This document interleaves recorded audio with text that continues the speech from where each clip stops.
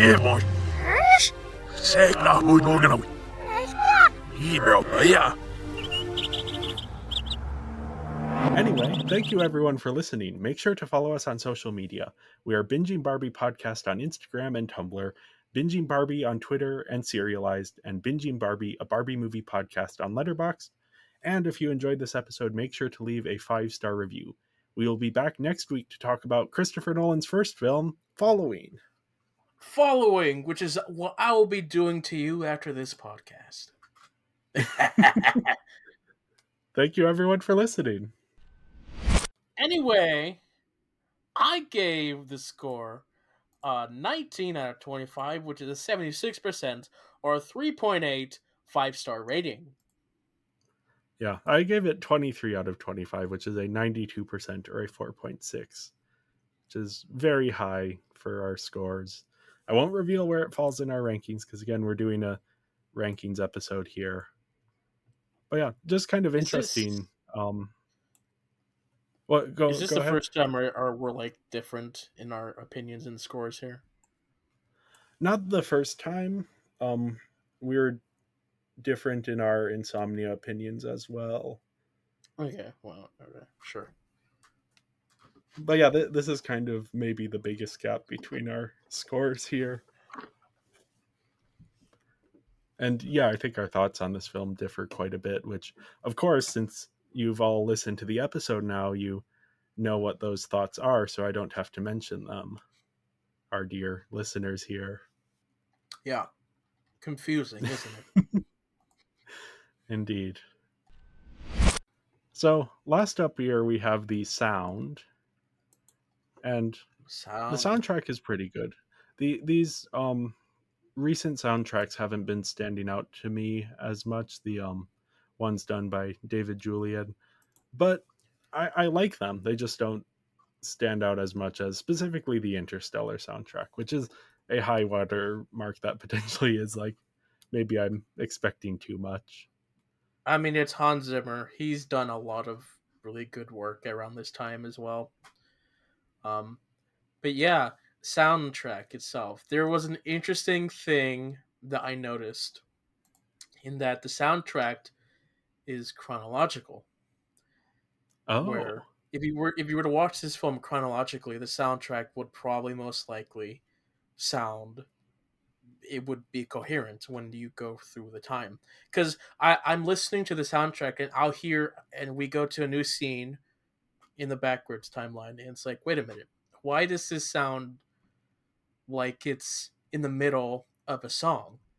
But then we go back to the scene before, we get to the beginning of that song, and it cuts in that same middle, and it's like, oh, interesting. That's odd. Yeah, I haven't actually listened to the soundtrack itself, but it was something I picked up on. It's like, I wonder if this is what they're doing with the soundtrack. Because how do you go about soundtracking this film? Yeah, you would almost have to do individual scenes, but yeah, I didn't even notice that. For context, the chronological cut, you can tell when they're cutting between scenes. It isn't seamless. So I didn't notice anything with the soundtrack, but I wouldn't be surprised if there's that kind of stuff going on behind the scenes there. What I noticed more was the sound design that helps orient the audience. You have a lot of the transitions between scenes are marked by a loud sound of some sort, a distinct and loud sound that does a really good job sort of marking. It's like a period at the end of the sentence. It's like, boom, we're done, we're moving on. And then when it comes back later, you're like, okay, that's the moment where it cuts out. Mm-hmm. Another interesting thing to point on is that during the flash forward black and white scenes, there's a tone, a high-pitched tone going on in the background that so my TV, the audio was set to like leveling the highs and lows, and so it like adjusts things, but the pitch was like put up to max. And so it was just every time we got to those scenes, like it was killing my ears. Like I had my cat with me, and like their ears were like, move around when that would happen. So I had to turn that off, and it's like, oh, Yeah. Yeah, I didn't notice. I noticed the high pitched sound, but I didn't have any issues with my TV. Luckily, I turned on the commentary for a little bit. Christopher mm, Nolan did a commentary that's on the special edition disc. And it's just kind of interesting. He's mainly just kind of talking through what he intended different scenes to be, to like indicate to the audience, or like how they film certain things. Yeah, yeah, nothing that sort of like, but I also didn't watch the whole film with the commentary, because at a certain point I was like, wait a second, I just kind of want to watch the movie. I don't want to listen to Christopher Nolan talk about it. I just want to, I was so involved in the story that, yeah. yeah. I mean, it would be interesting to watch this film chronologically, but like I get the story already just by watching it backwards, so I don't really Yeah, need and to. that's honestly the chronological version. Having seen part of it while I was typing up the notes for this,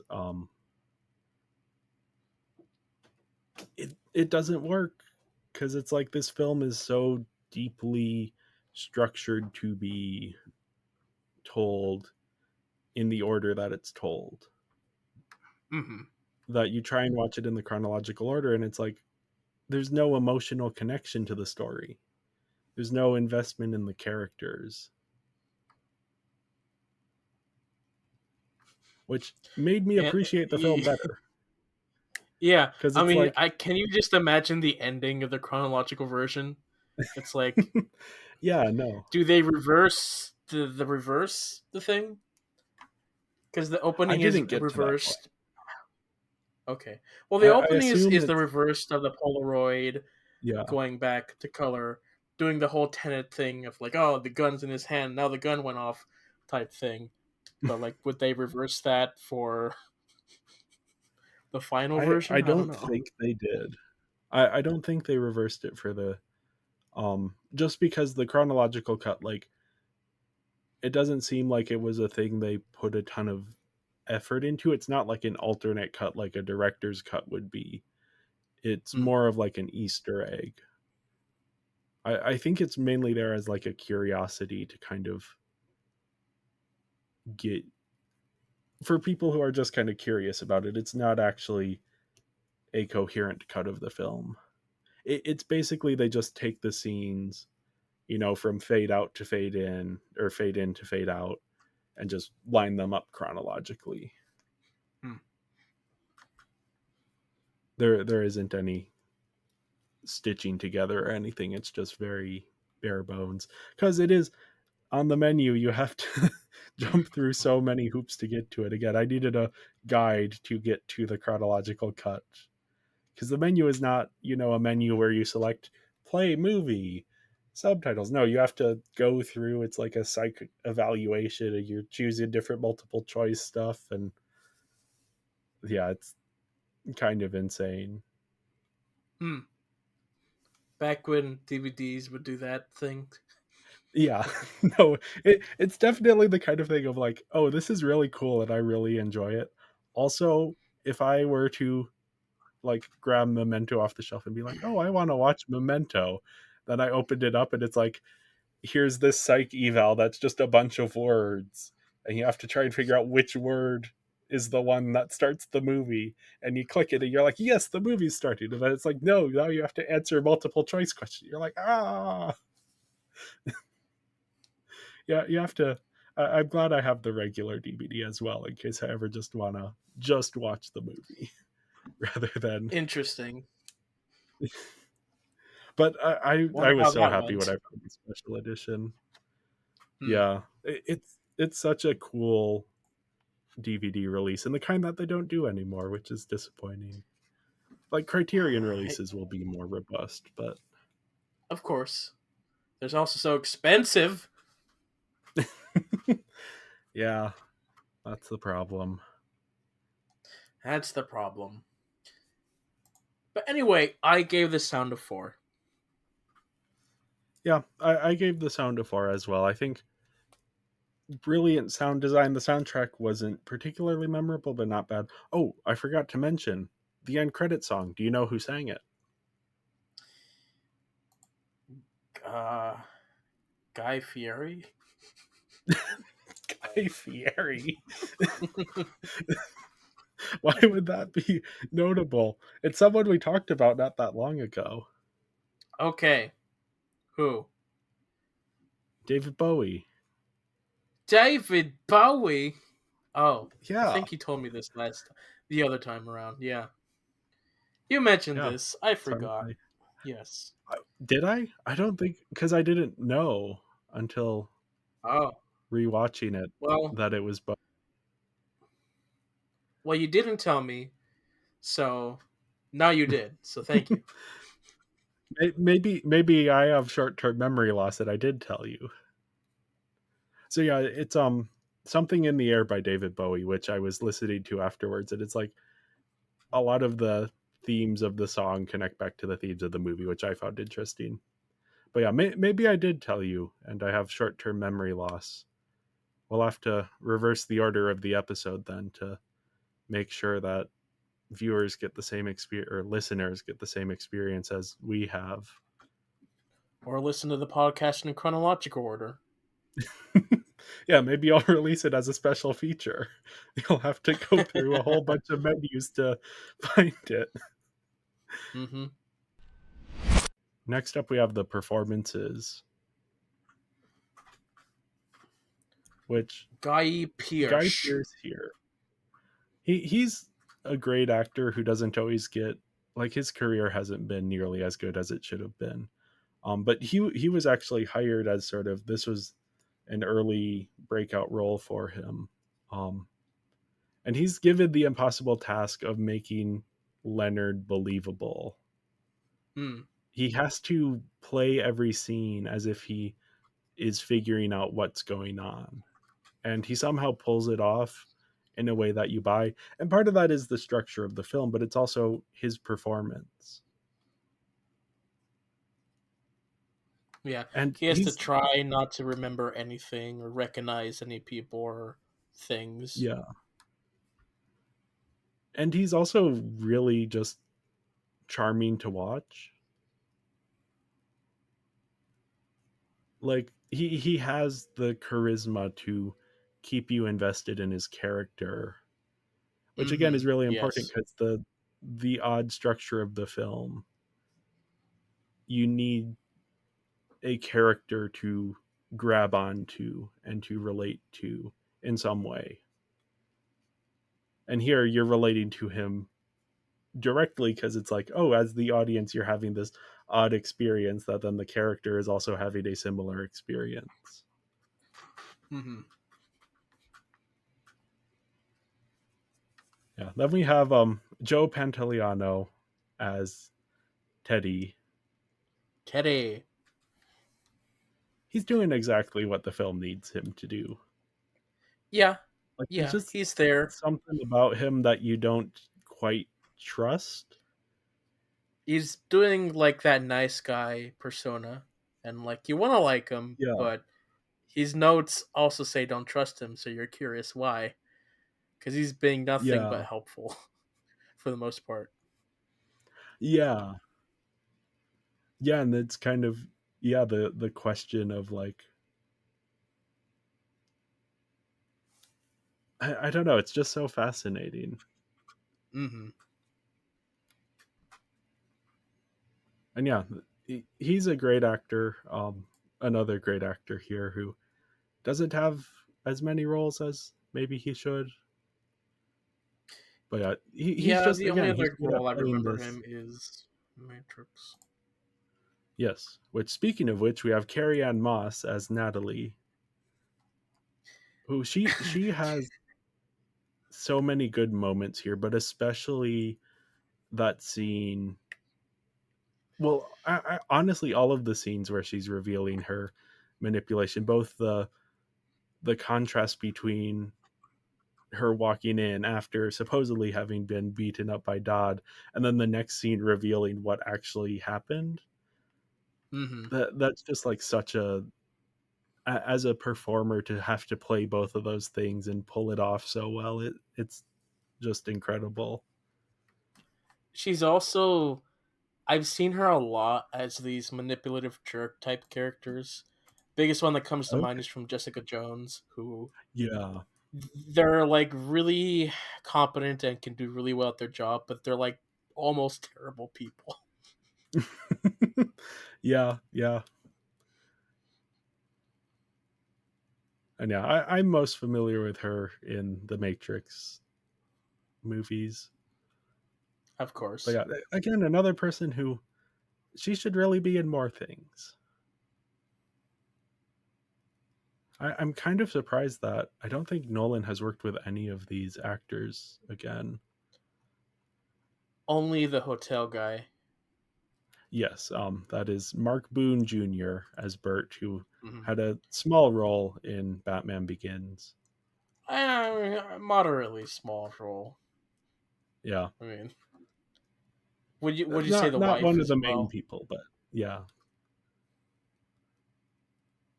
We also have a couple of people I wanted to shout out. Stephen Tobolowsky as Sammy Jenkins. Um, Mm-hmm.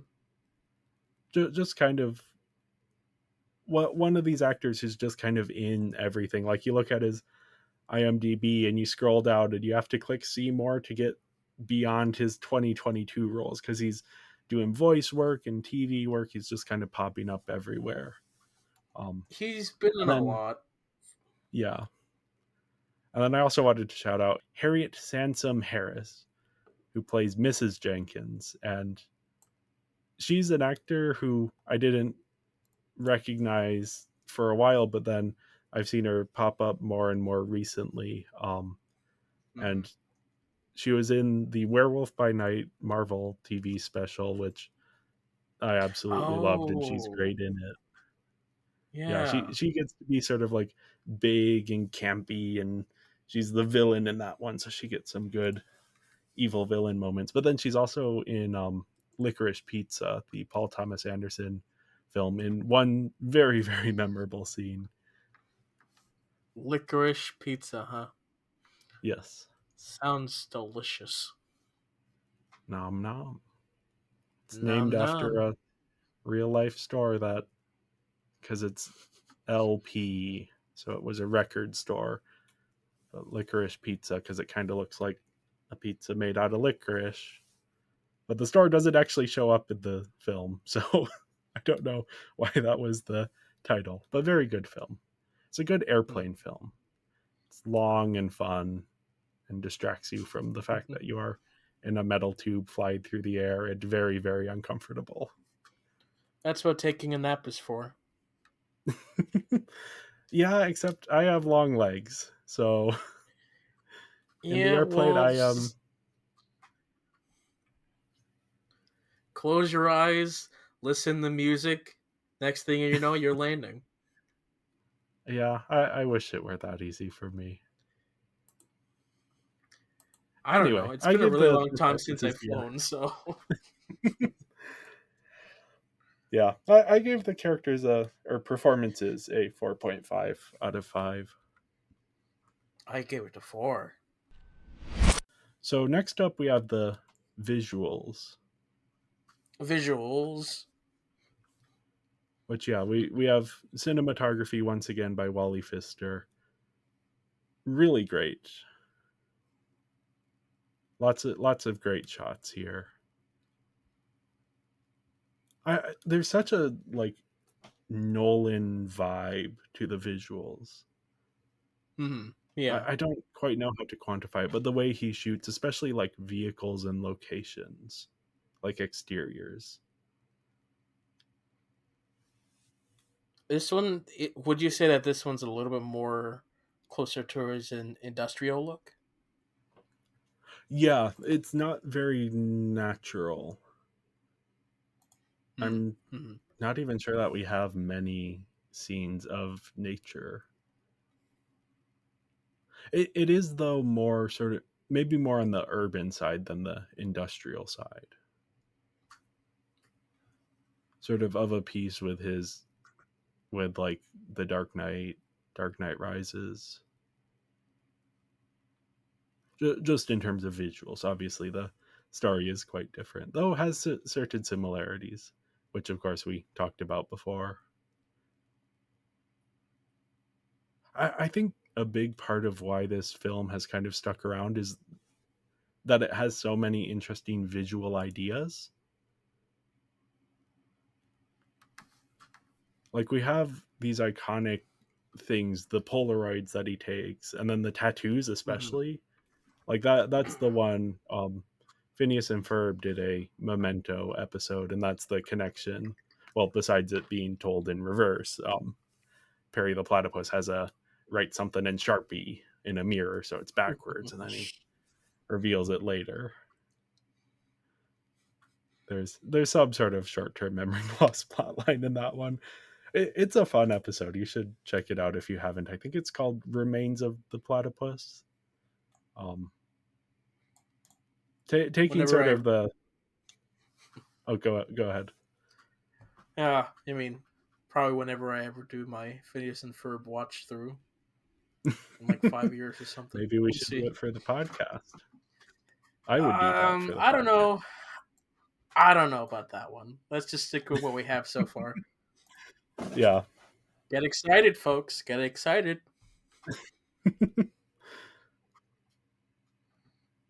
Yeah, I don't know. It's just like the visuals are so memorable, even though this isn't like a visually driven film. But all of these things, the Polaroids, the tattoos, and then the notes he writes himself as well, they help you keep track of the chronology. Because again, we're cutting between these two different chronologies. So the visuals are, there will be something that will stick in your mind that then gets called back to you, and you're like, okay, now I remember where we are. Now I can kind of orient where we are in the story. That's honestly something that Dunkirk is missing. Sort of the strong visual callbacks that kind of bring you back into a scene once you've cut away from it. Even a strong visual prop, like we have the Polaroids, which are a very memorable prop device that you don't really use. Like in Inception, you have the little top spinner. Yeah. That's it.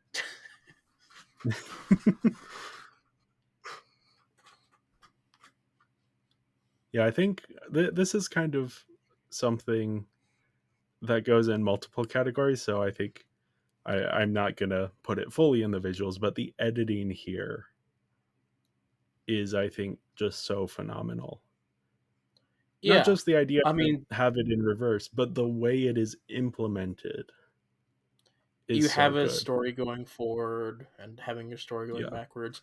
There is a point halfway through the film, maybe like 2/3, where it starts to drag on a little bit, where they're maybe cutting too soon back and forth, where it's like, okay, we cut back to her going forward, and that only lasts about 10 seconds, where you could probably just add that to a different thing and not have that constant back and forth thing. Because really, the reveal that they do there probably isn't as memorable. Yeah. Yeah, for me it's more so during the chase scene with Dodd. The very beginning of that specifically. Okay. Yeah. Yeah, and that's tough because the way the action scene is split is a bit tough to pull off. But yeah, I mean, personally, comparing this to the chronological cut, you really see how much the editing makes a difference. And they do this smart thing where, and you notice it when you watch the chronological cut, is the first few seconds of one scene will be the same as the last few seconds of one scene, just to kind of get you back in place. It helps you visualize where that thing goes in. And there's another thing that helps, which I'll talk about later on, but I think was a really cool detail that I caught on this time around. Okay. Mm-hmm. Yeah. Overall, I gave the visuals again. The I really like the visuals here. I gave them a 4.5. That's yeah, they're just very good, and part of that is also I'm including the editing here. I think this isn't as Sure. sort of ambitious as Nolan's later films, but it's also not as expensive. So Right. Because of that, I gave it a 4. I'm not really fully considering the editing in this my visual portion here, but yeah, 4, that's what I'm giving it. It's good. Anyway, characters. yeah. So we have the protagonist here, Leonard, who is Lenny. yeah, he is in so many ways a man who does not know who he is. Yeah. He knows who he was at one point, but he doesn't know the person he has become. Right. Yeah. And we have this story of Sammy Jenkins, who's since Leonard was once a what insurance investigator. Insurance investigator. Um, Yeah. so yeah, he comes across this man who has this short-term memory loss and accidentally gives his wife an overdose of insulin. Mm-hmm. But we later find out that's actually Leonard that did that, and that Sammy Jenkins was a person who had the short-term memory loss, but did not do that, and that Leonard has sort of sequestered that darkness and that guilt away in a different person in his own mind. Now, I don't Mm-hmm. know how that works with all of the memory loss stuff, if that would actually be possible given the circumstances that the film sets up. But it is this interesting idea that then informs a lot of how we understand the rest of the film. Right. I mean, theory is like you can't make any new memories short term, but Yeah. would long term ever come up? Like, if you live Well, long enough, will that's those short term ever appear in some way? yeah. I'm not entirely sure. From my understanding, is that it's the things that you can do are habit. Hmm. So it takes a lot of discipline, though. But yeah, it wouldn't necessarily. But I don't know if it would be like if you could have a memory of your own that was formed after the accident, then merge with a memory from before, if that would be possible. But Mm-hmm. whether it is or not, I think it is an interesting story and character choice and makes for a very memorable reveal because it then ties into his whole motivation here, because his last memory is lying on a bathroom floor with his wife lying next to him, apparently dying, which we find out Mm-hmm. later is not entirely true. But again, that is he doesn't know that she got better because he never, again, the short-term memory loss, he can't remember that she got better. So he's constantly in this state of living just after the worst moment of his life. So he's driven by that. Even the this is taking place what, a year and a half after his wife's death. I'm not sure. It's a bit ambiguous. So some amount of time, yeah. So he's just constantly living with this. And you just imagine that, every scene we cut into, the last thing he remembers is what we see later on, this flashback here. And yeah, it's just like it's such a literalized version of what Nolan then goes on to explore in like the Batman movies, the Dark Knight trilogy, of being so driven by, in that one it's less vengeance, but similar idea of being stuck in the worst moment of your life, replaying that, and not able Mm-hmm. to move on. And so in that, Leonard is creating puzzles for himself. He's trying to give his life meaning. So even after he finds vengeance, because he doesn't remember that he found vengeance. There's that line that I used at the start of the episode of "I can't remember to forget you," which he says about his wife, where even he Hmm. realizes he needs to move on, but he can't because he can't he can't remember to forget her. And he's, I don't know, it's just such a fascinating character idea, and again a literalization of things that Nolan explores throughout his career. Right, because we also see, like, if we go to Inception, Cobb, he relives his memories, trying to hold on to his wife. Yeah, here we have that incredible scene with the sex worker where um Leonard hires a woman to come into his hotel room and fall asleep with him, but places objects that belong to his wife around the room, and then tells her that as soon as he's asleep, she should go into the bathroom and slam the door hard enough that it wakes him up. And then we see, before that, we see him waking up and thinking that he's back at home and his wife is still alive. And just that glimpse of happiness that he has, or not even happiness, but just like peace. And then Hmm. it's back to, oh yeah, that's not what's actually happening. And again, similar to Cobb, he's reliving the memories. He's holding on to these, even the objects themselves. You know, Cobb has the totem. Leonard has these objects that he then burns and then questions. I probably burned rooms full of this stuff, but you know, it's just like it's something he has to do, but then it never sticks. He's never able to move on, and there's such a tragedy in that.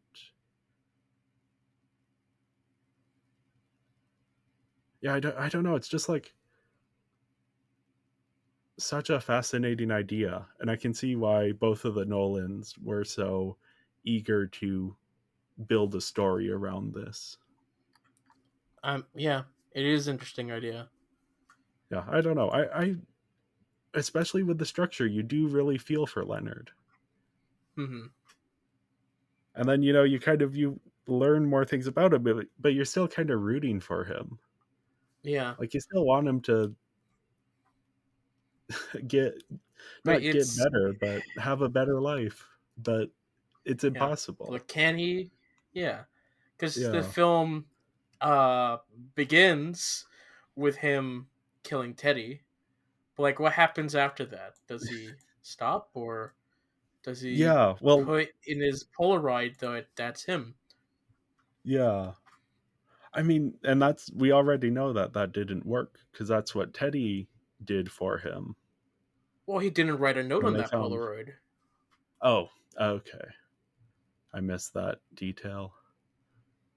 But yeah, even if he does write the note, you know, every 5 minutes or 10 minutes or however long it takes before he breaks focus, you know, he's having to remind himself of that. Hmm. So even still, again, he's still living one, he's living his life a couple moments after the worst event of his life forever. So yeah, it's just the tragedy of it. It's just so compelling in like that Shakespearean way, or like the, it who wrote tragedies in ancient Greece? Some Not Greek Shakespeare. person. Uh, You know, it's not. those figures that you're drawn to them despite the tragedy because you want to believe that they can have a better life, that they can Plato, eventually figure it all out. or is it Pluto? Plato? I think it's Plato. Yeah, Well, Pluto's the planet yeah, and the dog. and the But dog. you know, yes, Yeah, Greek tragedy. I know that you sent me a clip earlier about how you walk into a room, but you forget why you walk in there. It's just it happens all the time where like Yeah. I go on Google search or I go on to search something on YouTube. I go to the website and then I hit search and I'm like, wait, what am I searching for? And I have to backtrack my steps and be like, okay, what on this page maybe you want to do this? Half the time I Yeah. get it, half the time I don't, and it's like, oh, okay. Yeah, and then you think of that's Leonard's entire existence. Mm-hmm. Just every so often he has to do that process. Yeah, I again it's Yeah. like it's Hamlet. It's watching this person and you're like, "Come on, you can do it. Maybe you can't, but I believe in you." And then you're just watching him not be able to do it and it's just so compelling and there's something about it that is I don't know. It kind of sucks because you can't really watch any new movies or TV shows because you'll forget what's happening. But you Yeah. get to rewatch all your favorite movies, and they're like, you know what? That's kind of great. I know where we are in this film. I could be fine with that. Yeah. It's like, oh, Yeah, I we're at mean, the Death Star scene. Oh, that's cool. yeah, I was thinking about that sort of like, yeah, how would you experience media? And then like they specifically mention it with the Sammy Jenkins story of he would never watch anything longer than a commercial because he just couldn't. And yeah, that's sort of like I'm glad they included that little detail because I think I wouldn't be surprised if that's something that Nolan was thinking about as well as a filmmaker. Yeah. I mean, yeah, it's a shame. Yeah. Speaking of another shame, we have Teddy. Yeah. He's a bit of a bad cop. We've seen a lot of bad Oh, cops in Nolan movies. yeah, this is He's a interesting one. yeah, here's where we get into again. All of these characters are so morally complex in a way that I just find so fascinating. Um, so yeah, Teddy he starts out wanting to help Leonard, um, but he does so by going outside of due process. They sort of take up vigilante, taking justice into their own hands, but it doesn't do anything. It doesn't help. So he eventually starts manipulating Leonard for his own gain. You know, getting rid of we we don't really get a sense of if he's done this before or if Jimmy Grants is the first person he's done this with. Um, but there is the But implication that like he he plans probably to wouldn't continue. stop with Jimmy. Yeah. No, yeah, yeah. But he's also kind of still doing it to help Leonard A bit. because he's trying to give Leonard a purpose. Why did Leonard tell the guy to take off his clothes? Yeah, I don't know. Why did he put it on? Yeah, I think that maybe that has something to do with the short term memory loss. I'm not entirely sure. It's such an odd thing. It's Yeah, like, but why though? Why'd you put it on? Did you just like this suit and car? Like, what I happened? think that might have been it. Yeah, with the car, definitely. Or was it a thing where it's like they filmed that last and they had to find a way for him to get into those clothes for the story to happen? I don't know because that is a very important detail. Mhm. And this script was worked on for a while. Like Nolan spent time figuring out how everything would fit together, and you can tell because everything does fit together. Though, yeah, there is that question of motivation there. I guess he really liked the suit. It was designer, I believe, or Yeah, something. yeah, yeah. I mean, I would be fine with that explanation. If they even explained it, it just Yeah. happens in the film. I think it is important to the story as well. I Not mean, less so yeah, for Teddy, but yeah. Yeah, I mean, back to Teddy. Yeah, I don't know. There's this thing where he's using Leonard, but also kind of giving Leonard a purpose, but it's so sort of morally dubious, all of it. But also, you feel kind of bad when Leonard kills him, because it's like, Yeah, in his own way, Teddy was the only one looking out for Leonard. It's like he was the one person, even though he was still manipulating Leonard, he was still friends with Leonard and yeah. kind of wanted the best for him. Turn Leonard into a killer. Yeah. Yeah, it's just the again, the irony and the tragedy of it, of irony, not funny irony, but dramatic irony, of Hmm. Leonard kind of killing the only person who was kind of looking out for him.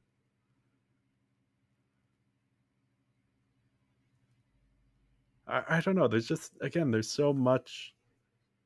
I find it so compelling as an idea. Again, these tragedies, the people sort of weaving their own tragedy. It's all such a shame.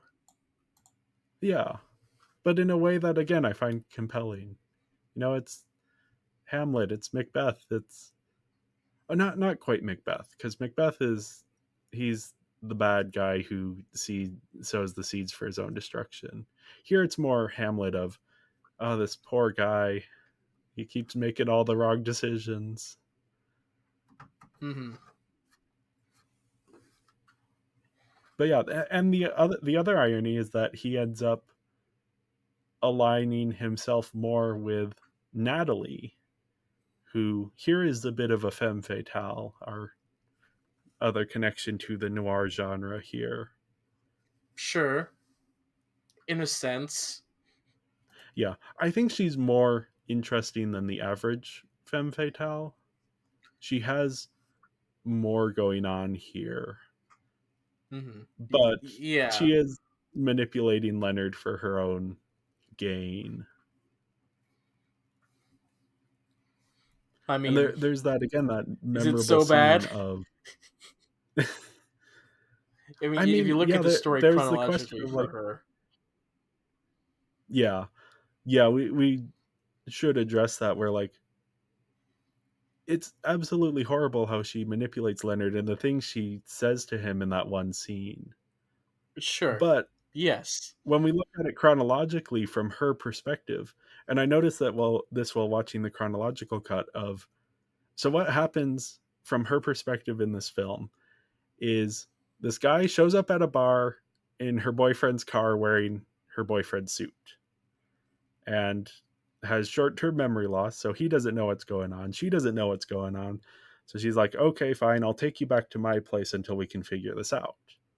She goes back to work, and this guy shows up and says, hey, your boyfriend never showed up and we need the money now. And so she realizes, oh, her boyfriend is dead, then goes home to find the man who probably killed him, and again, still wearing his suit. And yeah, her anger in that scene makes more sense when you look at it from her perspective. She's not walking in to see Leonard, this nice guy in a bad situation. She's walking in to see Leonard, this guy who probably killed her boyfriend, from her Hmm. perspective, who we know as the, well, we don't know at this point as the audience, but he definitely did kill her boyfriend. Yeah. And then she's also kind of goading him because she wants him, and you can see she takes all of the pens from the house and puts them in her bag, and then she goads him into hitting her, then walks out of the Hmm. house, and then comes back in and pretends that it was Dodd, this guy who showed up at the bar, who hit her, and is then able to manipulate Leonard. Because yeah, what she says in the scene is horrible, but when you consider what she's going through. And again, here's where we get into like the gray morality of what's going on here. It's not just simple, she's the femme fatale. There's more to her story here. And then I think I was rewatching the first scene of them together, which is obviously their last scene together chronologically, and trying to get a read on it. Because I think there is a reading where she maybe feels more sympathetic towards Leonard at the end. That scene, she is very antagonistic towards him in a way that doesn't you don't see it when you're watching it in the regular order, but when you watch it chronologically, you see it a little bit more. Mm-hmm. But then she ends the scene with telling Leonard to talk about his wife, and says that's the time you are the happiest is when you're talking about her. And sort of this thing where it's like I could imagine a world where she starts to feel a little bit more sympathetic towards Leonard, and eventually kind of is like, hey, I'll be your friend. But yeah, there is still that way that she manipulated him. Again, it's the complicated morality here. I find it interesting. Mm-hmm. Yeah.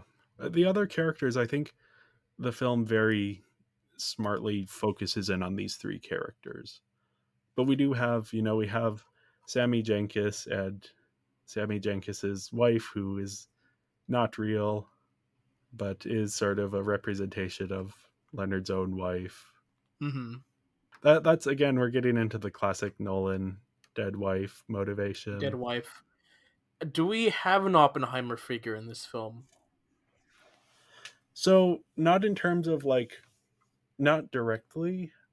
The only person who regrets something they created is um Teddy, but he doesn't get Mm. much time to regret it. Um I think there's a read of Leonard as someone who has made his bed and now must lie in it, as a similar connection to Oppenheimer. But yeah, there's not quite that same.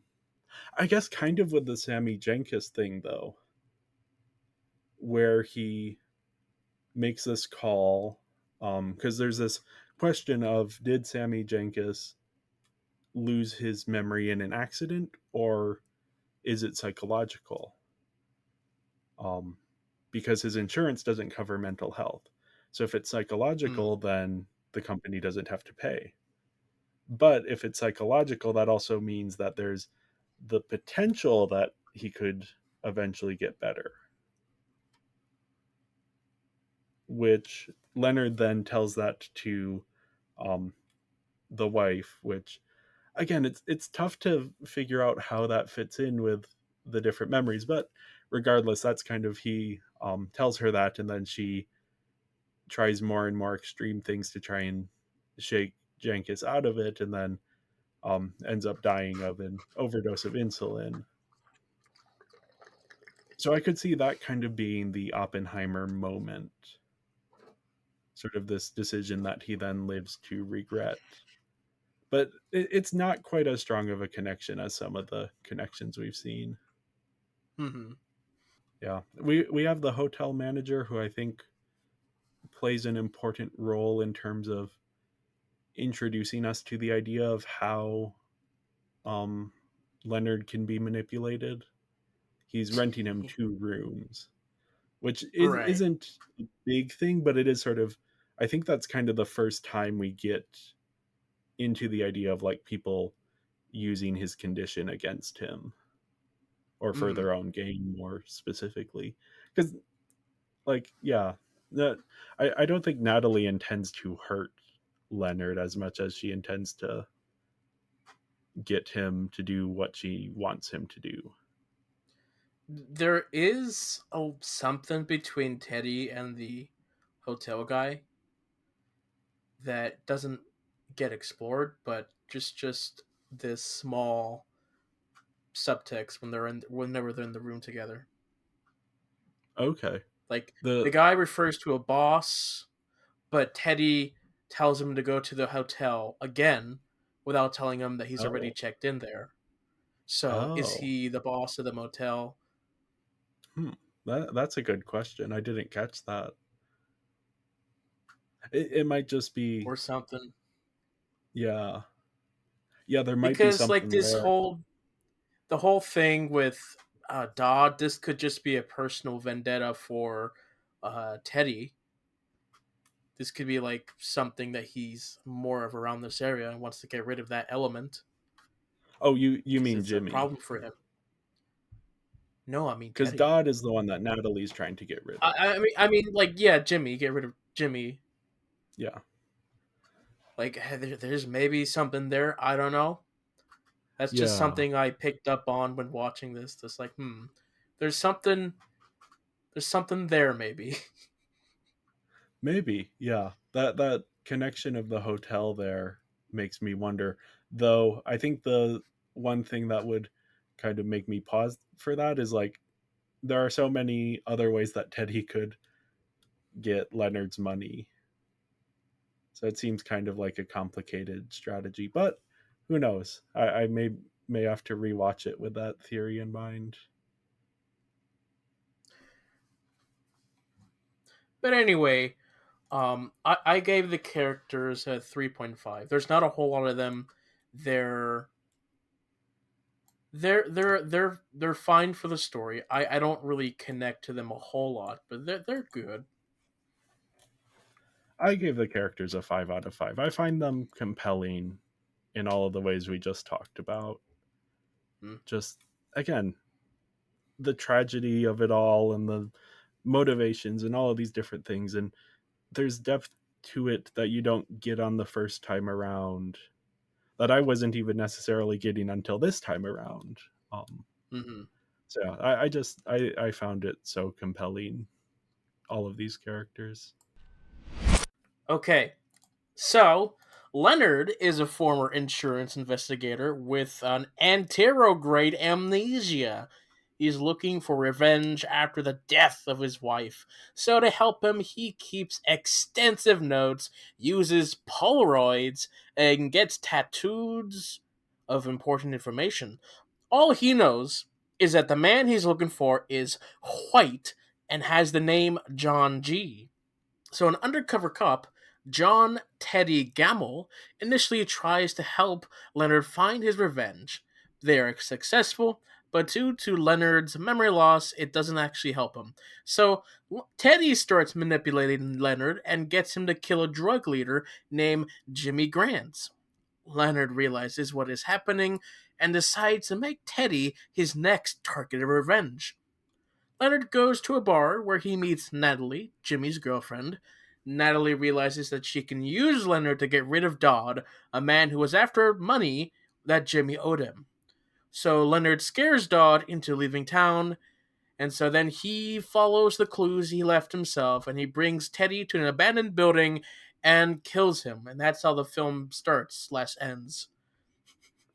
Yeah, because it's told mostly in reverse. You know, we start with the final scene and end with the first scene in this narrative, kind of. There's the black and white flashbacks, which are told chronologically, that then sort of meet at the end point.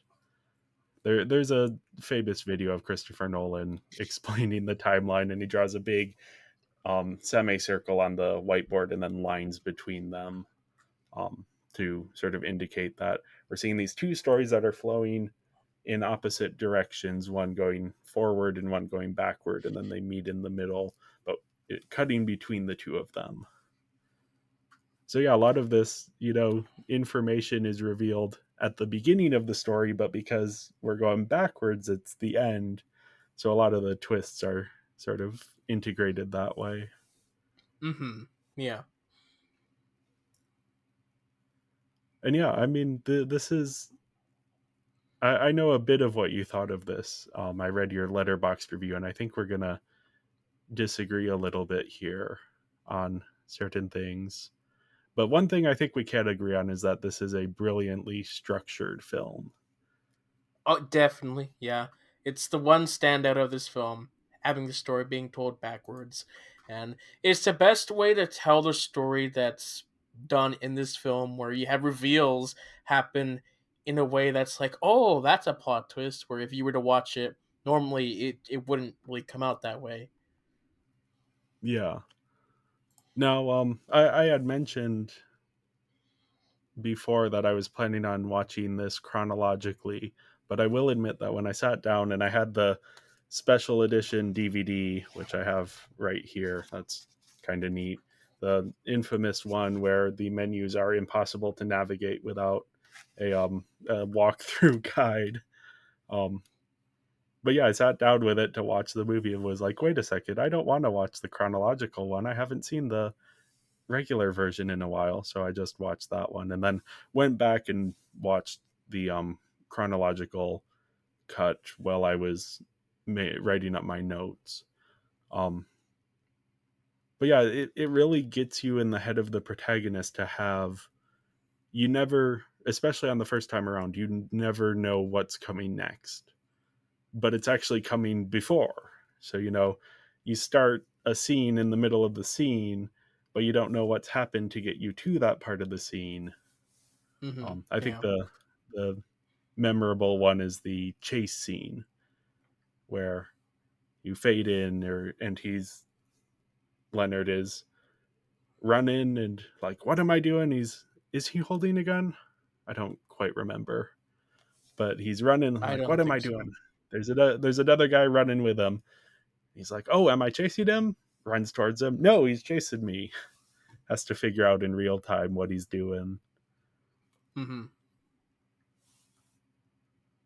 So yeah, and as the audience, since you don't know what's coming next, you're also sort of in that headspace. And I've heard this mentioned as one of the best representations of this kind of memory loss in film.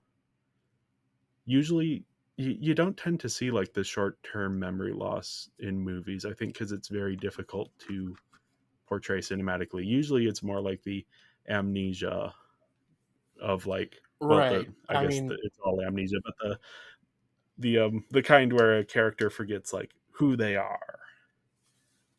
Dory is the only character who has short-term memory, although I'm not sure if that actually is accurate or not.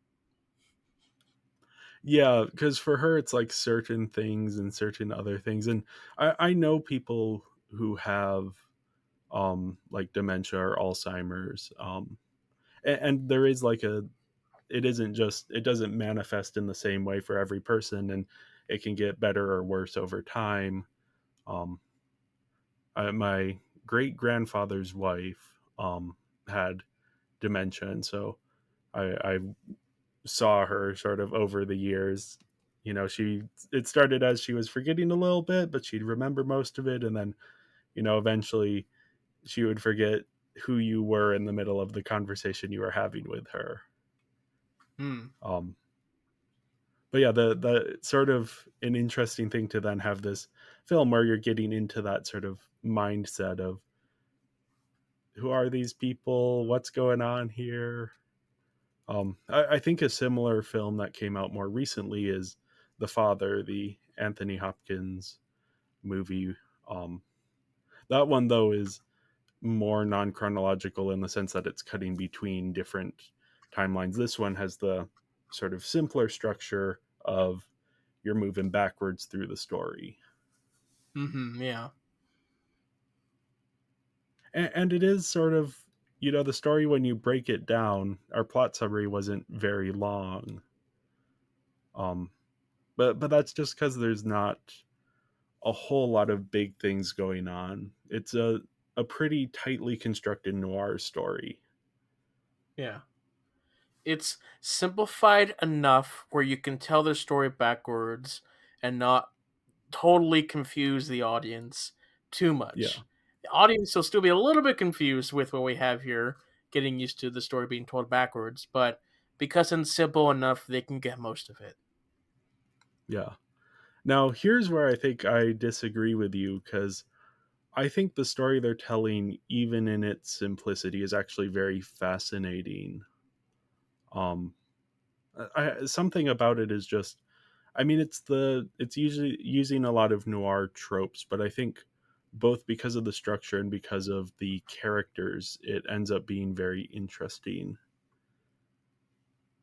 beyond just the structure. Sure.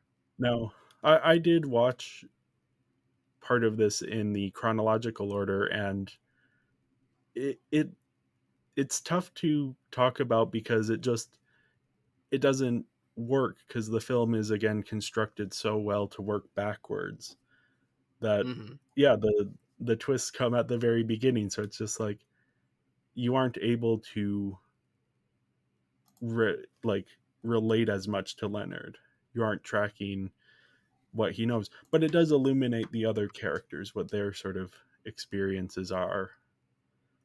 But yeah, Sure. this is a film that I think is structured in such a way that it will only work well backwards. Mm-hmm. And Yeah. in that, I think it's very tightly constructed in a way that's like it holds up to multiple viewings. Even when you know the twists, there's still Yeah. depth there. Mm-hmm. Yeah. For those of you wondering who's listening, what he's talking about in terms of my letterbox review, I said that the story works really well because of this format. But if you really take a look at the story outside of the format, it's just an average mystery detective noir story. It doesn't have a lot to it, which you disagree with, but I Yeah. still find it an enjoyable watch, but I don't find it really compelling outside of that. Okay.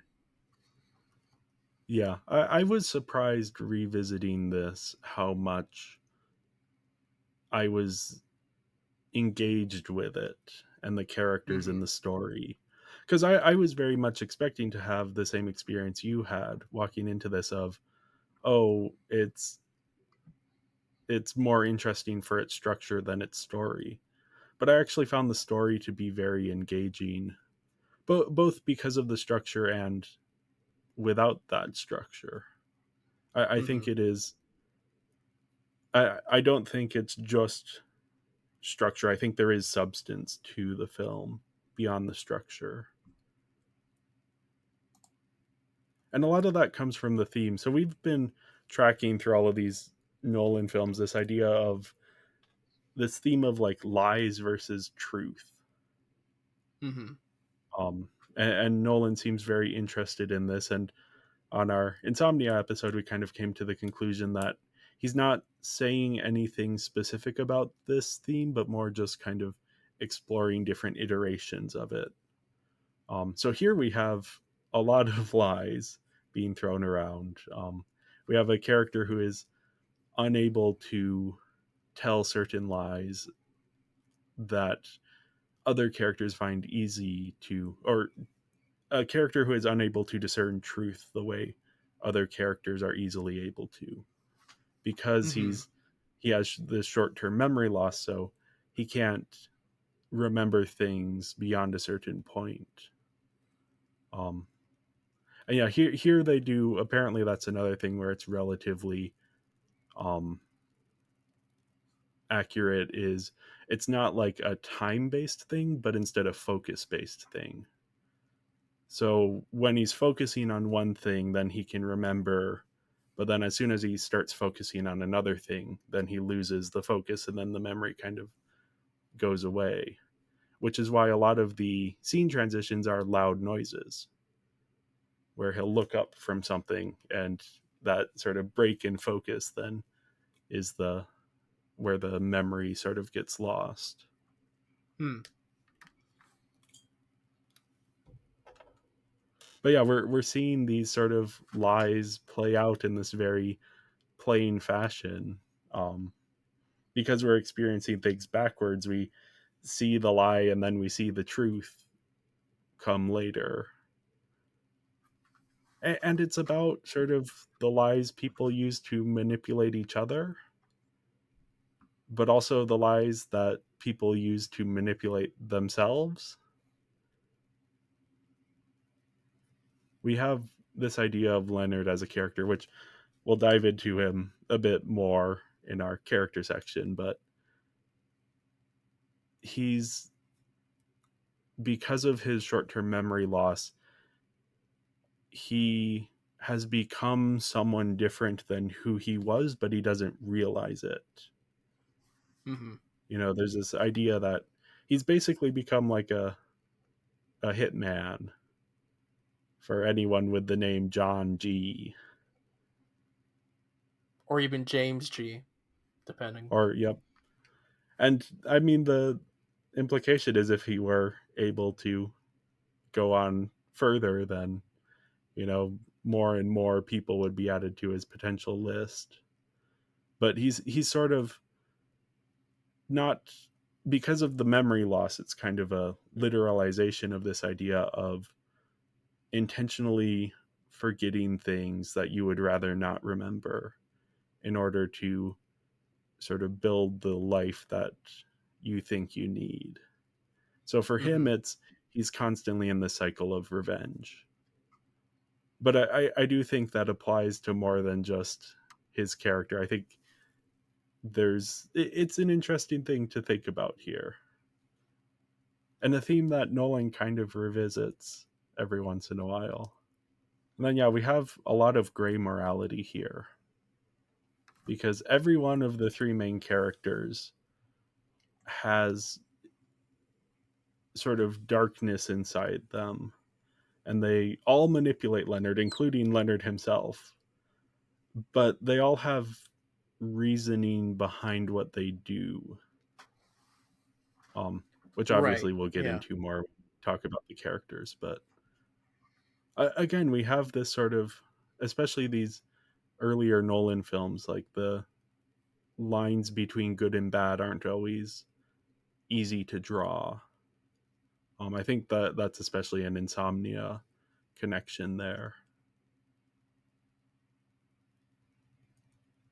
Now, I think watching the movie, I think one of the most interesting things about it is that you leave feeling satisfied with the story. Like it's a full story in a way that, like, I can't imagine anyone ever making a noir about someone with short-term memory loss told in reverse ever again, because this film so thoroughly explores the concept.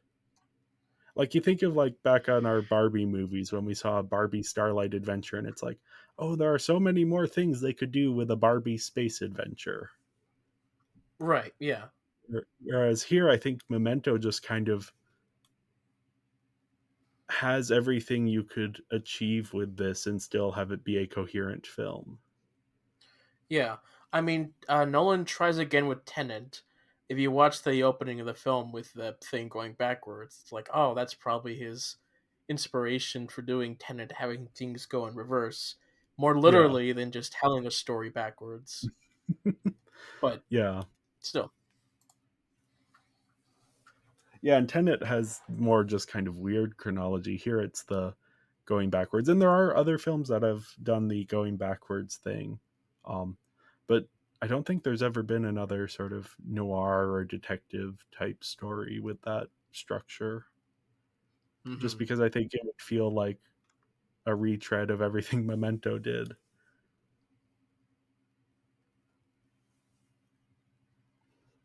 Yeah, I don't know. I just rewatching this, I was surprised how involving I found the story. I was expecting again to have a similar experience to you of, feeling, oh, the story's not that great, but the structure's good. However, I really got involved in the story and invested in the story. So I gave the story a 5 out of 5. I think a lot of that is, again, the technical ability it takes to be able to structure the story so that it is still coherent and makes sense both ways around.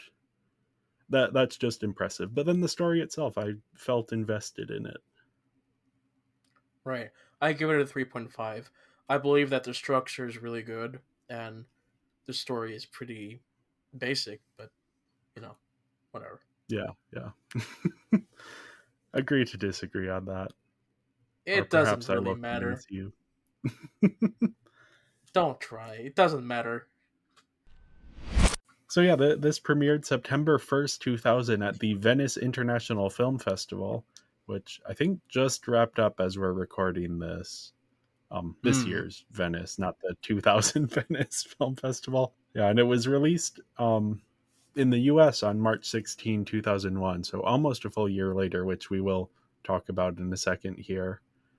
But yeah, directed by Christopher Nolan, and it was written by Christopher Nolan, though based on the short story Memento Mori by Jonathan Nolan. And it was the original story. Have you read it by any I have not, chance? no. Okay. So I read it many, many years ago.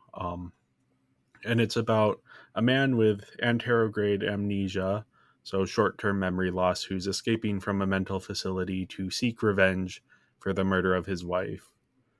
So, sort of a simplified version of the movie. It's just him escaping and then going out and looking for revenge, and he's basically the only character of any significance in it. Hmm. But yeah, Jonathan Nolan initially told Christopher about the idea while on a road trip, and sent him the first draft of the story. And then Jonathan kept working on the story, and Christopher Nolan started writing the screenplay. Um, so they were worked on at the same time, which actually means that the story wasn't published until the same month as the film's release back in 2001 Hmm. Interesting. in Esquire magazine.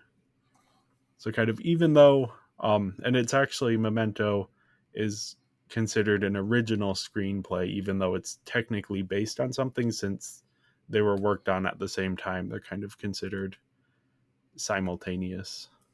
So once the screenplay was written, Christopher Nolan's wife actually showed it to Aaron Ryder, who's an executive and film producer and was working with New Market Films at the time. And he liked it so much that he gave Nolan $9 million to direct it. Remember, this is Nolan's second film ever, so this is pretty major. And the filming took place over the course of a little less than a month in Los Angeles, California. Was Hmm. initially set elsewhere. Um, and yeah, the film was incredibly well received out of Venice, but Newmarket struggled to find an American distributor for the film. They went to pretty much everyone, and most of the companies they went to were worried that the structure would be too confusing for audiences. So Newmarket decided to do something very unprecedented. They distributed the films themselves, and it became a breakout hit, making $25 million in the US, which is doesn't sound like a whole lot, but for this scale of a film is a whole lot. And yeah, the film received several major award nominations, including 2 Academy Award nominations, one for Best Original Screenplay and one for Best Editing. And has kind All right. of grown since then in terms of people's estimation of it. Ladies and gentlemen, Barbies and Kens, Chelseas of all ages, and everyone else, welcome to Considering Christopher, a Christopher Nolan movie podcast. I'm your host, Jay, and with me I have my co-host. I can't remember to forget you, John. Who are you again? I don't know. Anyway, today we are here to talk about Christopher Nolan's second film, Memento. Memento.